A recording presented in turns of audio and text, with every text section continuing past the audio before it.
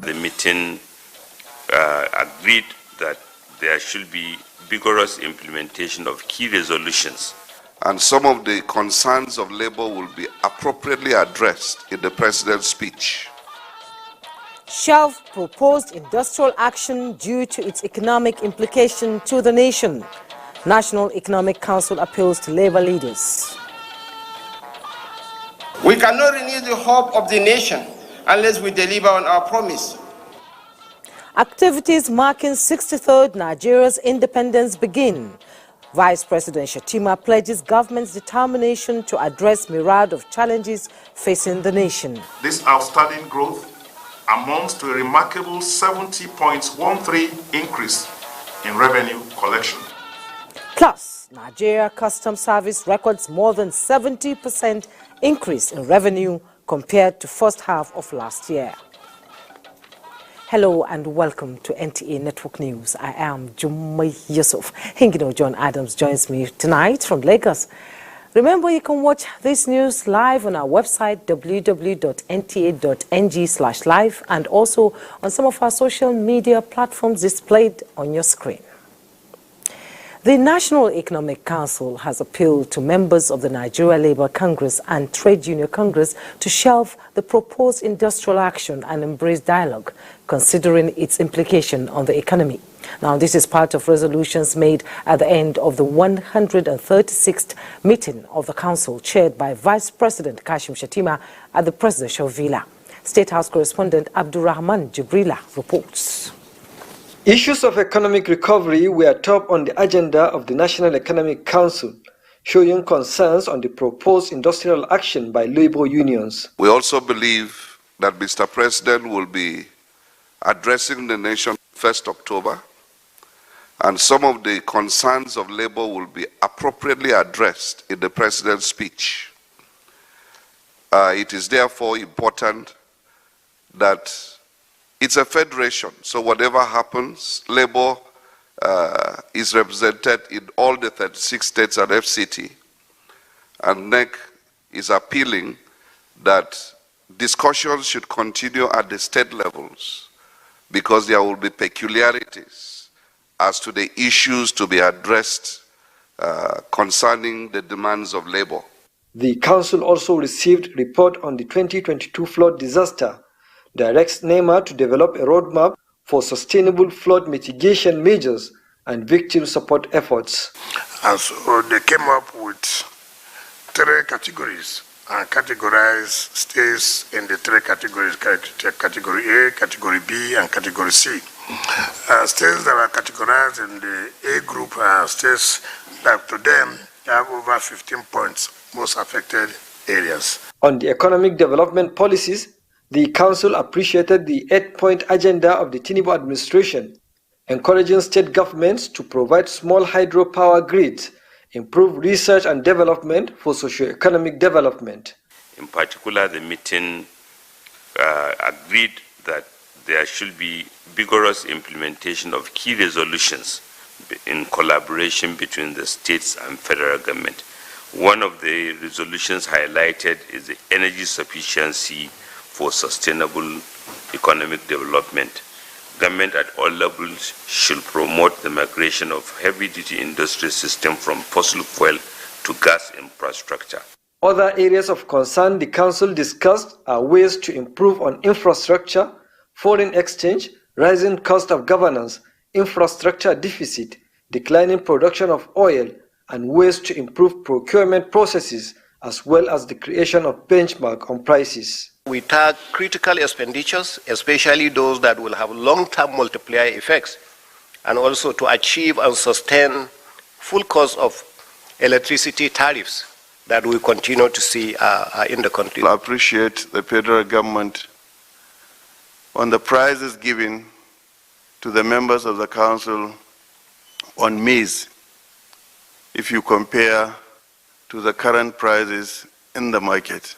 The 136th National Economic Council meeting has today received an update on the distribution of palliatives by state governments, urging the state governments to redouble effort to cushion the effect of fuel subsidy removal among Nigerians. From the State House, Abdurrahman Jibrila NTA News. The federal government says the renewed hope agenda of the present administration will work out modalities in dealing with the myriad of challenges in social and economic sectors confronting the nation. Vice President Kashim Shettima gave the assurance at a public lecture to mark Nigeria's 63rd independence anniversary at the Banquet Hall, Presidential Villa, Abuja. Again, let's join State House correspondent Abdurrahman Jibrila for the report. Here we gather to honor Nigeria's journey to redefine its destiny. Today we stand on the precipice of history to reflect upon a nation that has defied the predictions of doomsayers, a nation that has become the metaphor of resilience. Over the past 63 years, we have not only survived, but thrived because of our collective resolve, our commitment to progress, and the enduring spirit of unity that binds us together. Actualizing the vision of renewed hope for socio-economic development through effective leadership is the theme of the Nigeria at 63 lecture. The economic potentials of Nigeria, Vice President Kashim Shettima said, will be achieved through formulation and implementation of government policies and programs that are realizable towards the nation's aspiration of becoming one of the 20 largest economies of the world by 2030. We cannot renew the hope of the nation unless we deliver on our promise to drive food security and eradicate poverty. We cannot foster economic growth and nurture job creation unless we facilitate access to capital, enhance national security, and optimize the business environment for our enterprises. We are going to uphold the rule of law and fight corruption to design the Nigeria of our dream. We can't achieve any of these unless each citizen remains a strategic partner in pursuit of our ultimate national interests. We have no excuse to the Nigerian people that we cannot be able to succeed, particularly at this very trying time. We have people from the other side that are willing to come to us. And we are people as well who are willing to also go to that side for us to harmonize, to partner, to collaborate in ensuring that the Nigerian people get the best out of us. Let me assure you that beyond the celebration of the 63rd independence anniversary, the Office of the Secretary to the Government of the Federation has a coordinating point for implementation of policies and decisions of government that has made full arrangements to document and carry forward the critical outcomes of the symposium to the highest level of political leadership. The 8-point agenda are food security, poverty eradication, economic growth, job creation, access to capital, inclusion, rule of law, and fighting corruption. The assemblage of ministers has answered many floating questions of inclusiveness, be it on gender, youth, national unity, and/or political stability and technical know-how. His cabinet setup has recognized the enormous potentials of certain sectors for the economy. Panel of discussants, moderated by a veteran broadcaster, Cyril Stover, explored the lead paper which touched on public service, security, education, agriculture, and other sectors. The outcome of the discussions, government says, will be extended to civil societies, the labor unions, and the academics to enable the nation harness the best and most viable options for socio-economic development. From the State House, Abdurrahman Jibrila, NTA News.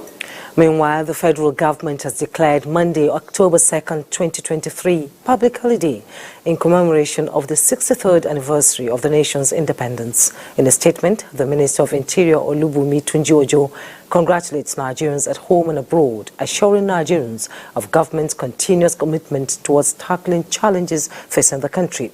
Tunji-Ojo reiterates that the eminent position of Nigeria among Committee of Nations and the greatness ahead of the country is achievable if all citizens work together in unity and cooperate with government under the renewed hope agenda.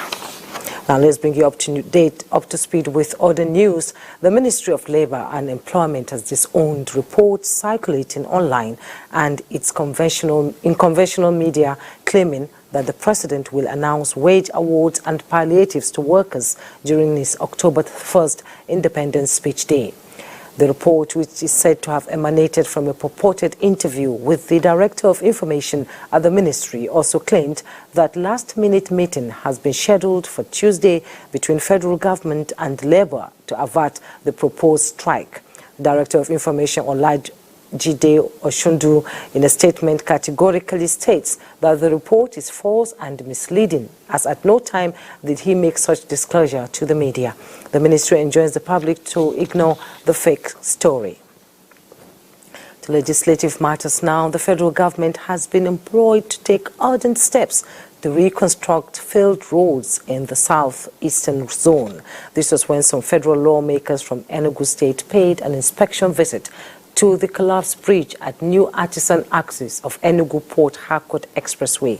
Chika Ugo has the report. Lawmakers who took time to inspect the level of damage at the collapsed bridge regretted that most of the infrastructure in the zone have deteriorated over time and in dire need of renovation. They implored the federal and state governments to remedy the situation before it becomes a major threat to lives and property. The lawmakers said the collapsed bridge would affect businesses and other projects the state government has commenced to enhance development of the state and country. But some of these roads were built, like in this particular one was built in the 70s. So that tells you the importance of doing a serious integrity test. Acknowledging the hardship experienced as a result of the collapsed bridge, they appealed to commuters to exercise patience, assuring them that the state and federal governments will not only reconstruct the bridge, but also commence regular maintenance of roads. In Enugu, Chika Ubu, NTA News. The Nigerian military has raided the residence and apprehended the district head of Awe local government area of Nasarawa State and recovered SMG, G3 and FN rifles with several rounds of ammunition. Defense correspondent Ismail Musa reports that the Director Defense Media Operations Major General Edward Buba announced this at a news conference in Abuja. It's the bi-weekly news conference on ongoing armed forces operations across the country, and the Director of Defense Media Operations has recorded some breakthroughs across flashpoints. Troops of Operation Top is the arrest of a traditional ruler and recovery of firearms in Nasarawa State. Troops raided and apprehended a district head of Awe local government area of Nasarawa State. During operations, troops recovered one submachine gun, one G3 rifle, one unserviceable FN rifle, 19 rounds of 7.62 mm NATO ammo, and several rounds of 9 mm ammo. Similarly, troops raided criminal enclaves in Suleja and Tafa, smoking out high-profile terrorists. During the operations, troops arrested 2 high-profile terrorists, and they are cooperating with ongoing investigations.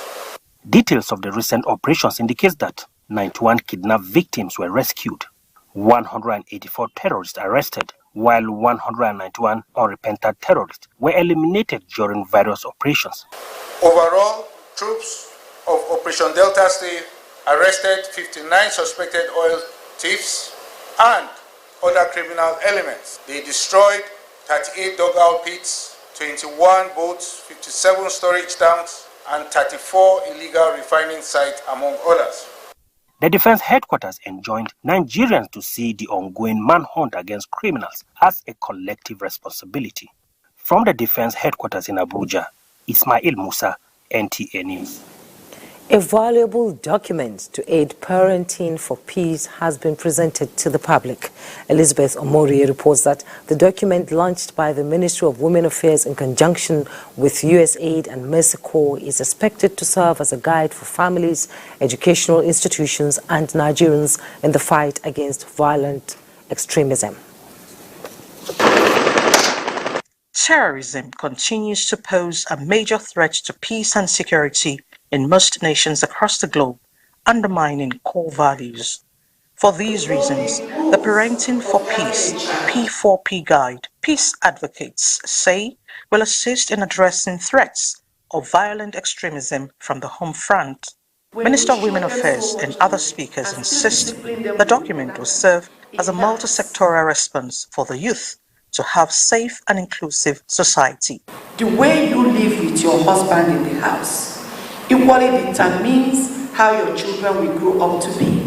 You have to open up a door for your children to feel free to communicate with you. Don't compare them with any other child. Your child is your child. For the sake of Nigeria, to be one and to be united, to be peaceful, we have to do something on the economic situation of the country. Other peace advocates urge parents and caregivers to be conflict sensitive. They recommend inclusion of the P4P in school curriculum by the Ministry of Education. In Abuja, Elizabeth Omori, NTA News. You're watching NTA Network News. We'll be back shortly. Don't go away. Thanks for joining us. The latest addition to Nigeria's mobile banking space is Kayi application, a financial platform designed to provide Nigerians with alternative transaction options. Musa Abubakar, who was at the unveiling, reports that the app is expected to redefine modern banking and increase financial inclusion in the country. It's another fintech product unveiled here, a secure and innovative Pan-African digital payment platform ready for use. As an innovative product, Kayi app was born out of a vision to revolutionize the financial services landscape in Africa and to fulfill the need for accessible, secure, and customer-centered financial services that cater to the needs of Nigerians as well as Africans. We have built a blockchain-based infrastructure which operates on Internet 2.5, a model that global banking giants are still striving to embrace. This is not just a testament to our innovation, it is a point of pride for Nigeria and the entire Africa. And we are employing Nigerian youth, 8,900 from each ward in this country. We have already started from Kano, Kaduna, Jigawa, and Katsina. 1,076 are employed. The app enables access to loans and allows cross-border transactions. When we have a strong financial inclusion in society, you can also foster entrepreneurship, and there's no other way we can grow without entrepreneurship. Small businesses with financial inclusion can gain access to credit, they can better manage their flows, and this can help them to grow their businesses. And as they grow their businesses, they create job opportunities as well. Like most apps, Kayi is available in App Store for download and use. Investors here are hopeful that application will boost financial inclusion and empower small and medium-scale enterprises. In Abuja, I am Musa Abubakar, NTA News. The 18th Abuja International Trade Fair opens with government and the private sector committing to intensifying efforts towards better coordinated and generous interventions aimed at ensuring businesses thrive. Benny Adams reports that more than 50 business interests from across the world have their wares on display as well as ready to render services to clients for the next 12 days. The three sounds of the bell signals the commencement of trade between micro, small and medium-scale enterprises from outside and within the country. We have close to 50 international participants, and I cannot count the number of local participants that are here. You see, if you walk around, you see them all over the place. But I think the project figure is over 5 billion in terms of businesses that will be done here. The private sector, it provides about 90% of the investment fund every year. Government involvement just about 10%. But that 10% is critical because it comes with policy and at times injection is once. So what we do with the private sector, we are doing the 90, is to ensure that that 90 also has its full impact. That is why there's need for collaboration. Stakeholders here say they know the challenges of small businesses and are ready with solutions. In response to the country's current economic challenges, we intend to spend 75 billion by March 2024 to strengthen the manufacturing sector. We also intend to provide small grants to micro businesses in each of the 774 local governments of the Federation. So ease of doing business is key for us. We are not happy that the FCT is about number 16 or 17 in ease of doing business as per the PEBEC report for last year. And we hope in the next 12 months, if there is any review, we are going to be number 1, 2, or 3. They all agree that a proper handshake between private and the public sector will enhance more access to credit at single-digit interest rate while creating a conducive business environment for economic growth. In Abuja, Benny Adams, NTA News. And Benny is live in the studio to tell us more about happenings in the world of business. Benny? Thank you, Jumai, and welcome to More Business. And following President Bola Ahmed Tinubu's visit to the National Association of Securities and Dealers Automatic Quotation Systems, which is NASDAQ, at the U.S. Chamber of Commerce, and the assurance of free movement of funds by investors, capital market professionals are advocating provision of incentives to encourage more companies to list in the Nigerian capital market. We are saying that the government should use fiscal policies to encourage companies to list. We are also saying that the government's plan to sell assets to privatize companies, all of that should go through the capital market. We have a platform that can be able to carry everybody so that the Nigerian average investor will have an opportunity to have a share of the national cake, to have a share of the NNPC, to have a share of the refinery. And at the close of trade in the session, a total of 273.7 billion shares in 6,826 deals, corresponding to a market value of 3.4 billion, were traded.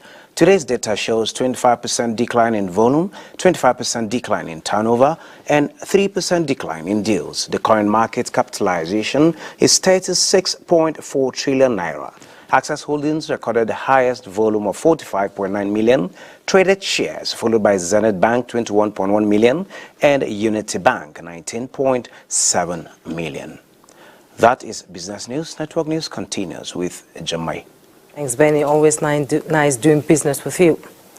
The Nigerian Customs Service has increased its revenue by 70.13% compared to the first half of the year. Acting Comptroller General of Customs Adewale Adeni says the service is now generating 343 billion naira monthly, significantly higher than its 307 billion naira monthly target since July 2023. Correspondent Kunle Adeye was at a media briefing in commemoration of the service's first 100 days in office. Series of consultations and deliberations since Adewale Adeniyi assumed office as the Acting Comptroller General of Nigeria Customs Service.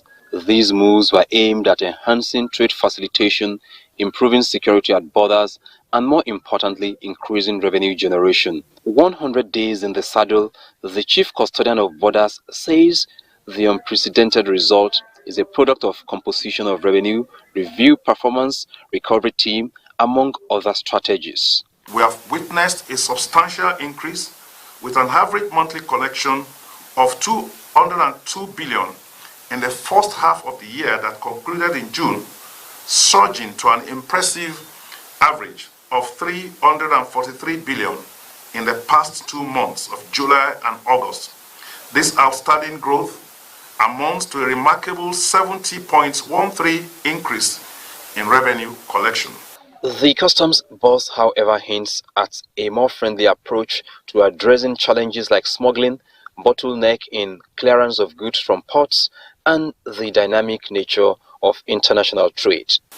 In today's data-driven world, harnessing the power of analytics is paramount. we will integrate data analytics into our custom processes to improve risk assessment, intelligence gathering, and decision making. With this trajectory, Adeniyi is optimistic that the service is on course to meet its annual target of generating 3.6 trillion naira. Kunle Adeniyi, NTA News. Now, government at all levels have been charged to harness the untapped potential of the 2.5 gigawatt of power generation and 300,000 jobs to change the narrative of staggering LPG production. Now, this was a take-home at the 36th Nigerian Association of Liquefied Petroleum Gas Marketers annual general meeting held in Ibadan, the Oyo State capital. Correspondent Rufai Animashaun Badmus reports. Available records showed that the nation has a remarkable gas reserve of 209.05 trillion cubic feet, making it the world's 9th largest gas producer and Africa's gas powerhouse. Leveraging on this, the 36th annual general meeting of liquefied petroleum gas marketers brought together gas business marketers, policymakers, and experts to analyze issues in the energy sector. Our focus should be on increasing supply, making the necessary investments in infrastructure, and we'll see that at the last mile, those volumes are delivered. So somebody needs to call NNPC to order and tell them that they should be protecting the interests of Nigerians. Speakers at the conference also say Nigeria's gas sector grapples with supply-related hurdles requiring strategic collaboration. Increasing and people are embracing gas, then we need to be on our toes. We need to work hard on supply. The effect is telling much on Nigerians, and to a great extent people are now reverting back. The masses are the one using this LPG, and we the marketers are the end users. We are the one that are at the end meeting with the populace. Stakeholders in gas business, however, urged government to prioritize gas as a pivotal transitional fuel and called for strategic collaboration to establish critical gas infrastructure. In Ibadan, Rofia Animashaun Badmus, NTA News. Ocean pollution and effect on shipping. These and more reports in our Lagos Network Center with Hingino. Hello, Hingino. Jumai. 50 years after adopting an international convention for the prevention of pollution from ships, the maritime industry is reminding the global community that the commitment goes on as the urge to combat the devastating impacts of climate change remains intense. Michael Olale reports that apart from advocating decarbonization, unlocking green finance is key to sustaining efforts at reducing greenhouse gas emissions. Calm, gentle, yet indispensable to the existence of man, simply explains why water has no enemy. But its inability to stretch forth hands of resistance in the face of oppression makes it vulnerable. Vulnerability here mostly due to plastic litters from ships, pollution as a result of fissile fuel used by vessels, and other human actions threatening the ocean's ecosystem. By building a circular economy, we are going to prevent plastics from ending up in the ocean, and we're going to give value to people so that they can give back the plastics to the producers for recycling. The adoption of Convention for the Prevention of Pollution from Ships by the International Maritime Organization (IMO) in 1973 is crucial to addressing these challenges, and as part of the industry's contribution to climate change, MAPO at 50 is therefore highlighting the need for partnership in order to drive innovation in marine fuel production and decarbonizing the maritime sector. Shipping is evolving. Shipping must embrace decarbonization, digitalization, and innovative technology, including automation, while ensuring the human element is kept front and the center of the technological and the green transition to ensure a sustainable planet for future generations. Experts say There is need for unlocking green finance to support developing countries' efforts to key into the global initiative. In other countries, you have the maritime industry being able to borrow from the bank at 5%, at 4%, at 9%. We're supposed to have 1, 2, or 3 maritime banks. The issue of CVFF fund that we're talking about now is supposed to be legislated over by a maritime bank. While countries around the globe, including Nigeria, are focusing more on opportunities in the blue economy, experts are equally warning on the need to drive innovation towards the sustainable use of the ocean. In Lagos, Michael Olale, NT News. After flagging of Blue Line commercial train service a few weeks ago, Lagos State Governor Babajide Sanwo-Olu says the commitment to deliver the 37-kilometer Red Line train project by the end of the year will be sustained. The governor stated this after undertaking an inspection tour of Red Line train project in Lagos. Musa Toliat has details. Government's promise to deliver the Red Line rail system is barely 3 months away. The need to ascertain the level of work done and areas that need more attention necessitated this inspection tour of the Red Line project. Train stations visited include Agbado, Iju, Agege, Ikeja, Yaba, Ido, and Ebute-Metta.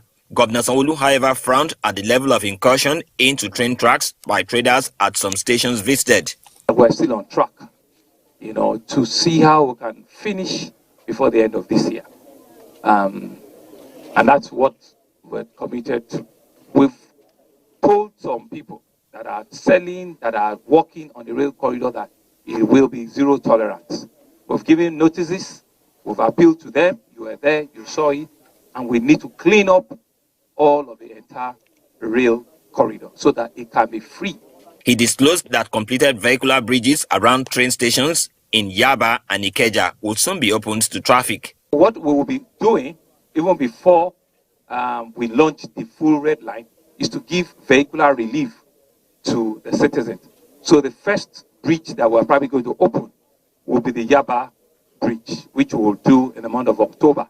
There we will quickly, maybe within a week or two, also go to Ikeja along, and open that big, magnificent bridge as well. The Red Line Metro is a 37-kilometer rail project which runs from Agbado to Marine with 13 stations. In Lagos, Musa Toliat, NTA News.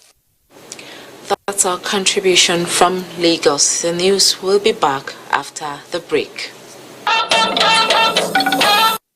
You're welcome back to Judicial Matters Now. The Kaduna State Governorship Election Petition Tribunal has dismissed the petition of the People's Democratic Party against the victory of the state governor, Senator Obasani. Ruling on the preliminary objection filed by the APC on the late filing of pre-hearing notice, the three-man tribunal in a 2-1 verdict ruled that the PDP petition was deemed abandoned by the petitioners. Dele Atumbi of our Judiciary Desk reports that the tribunal in the main petition of 2-1 ordered a rerun and declared the election inconclusive.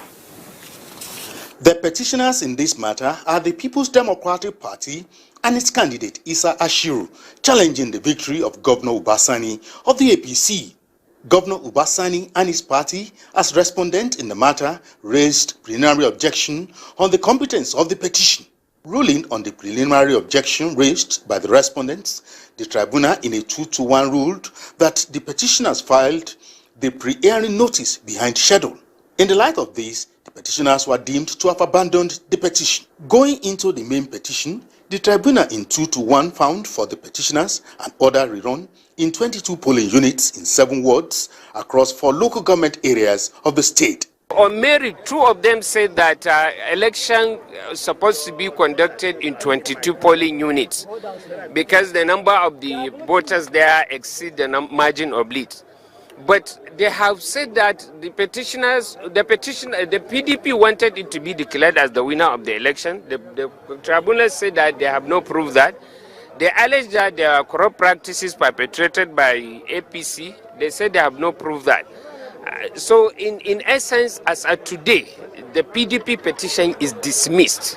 The judgment is in favor of inconclusive, Elections were to be conducted in 4 local government consisting of about 14 what? You see, before I say what is my stand with the judgment today is, I'm not happy with the comment of one lawyer who said the governor is removed. No, the governor is not removed at all. The governor can be there until the election in those areas are conducted, or if the governor decides to appeal, or whoever decides to appeal, until the appeals are finally determined. So it's wrong for a lawyer to say that the governor is removed. The governor is not removed. Dele Atumbi, NTA News. The National Coalition Against Terrorism has drawn the attention of the federal government and security agencies to ensure the reinforcement of security agents in Kano State to foil any attempt by the supporters of the new Nigeria's People's Party to breach the existing peace in the ancient commercial city. The group was reacting to statements by some stalwarts of the party following the outcome of governorship election tribunal sitting in the state.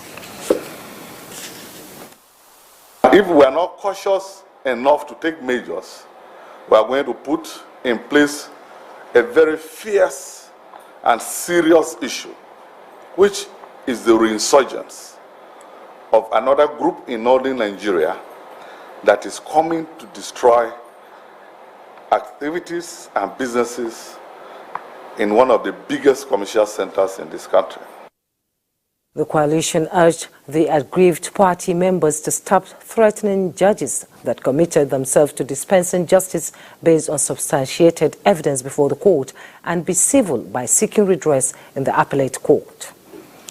The Kwankwansia movement is threatening the honorable justices and judicial officers for being courageous enough to deliver such a just judgment. The body commended President Tinubu on the recent diplomatic shuttles to woo investors into the country, and such evil plot, if allowed to prevail, is capable of undermining such lofty efforts of attracting business partners to grow the economy. The leadership of the People's Democratic Party, PDP, is confident of bouncing back to its old waning days. The party expresses this confidence at the presentation of the People's Democratic Institute's Establishment Committee report to the National Working Committee of the party in Abuja. Timothy Yusuf tells us more. People's Democratic Institute, PDI, is the training and research arm of the People's Democratic Party, PDP. To the acting national chairman. Efforts towards making it vibrant again brought about its establishment committee, chaired by the PDP Deputy Chairman South, Ambassador Tawfiq Arakbaja. The committee's major task is to recruit a Director General to lead the institute, as well as put in place a governing board.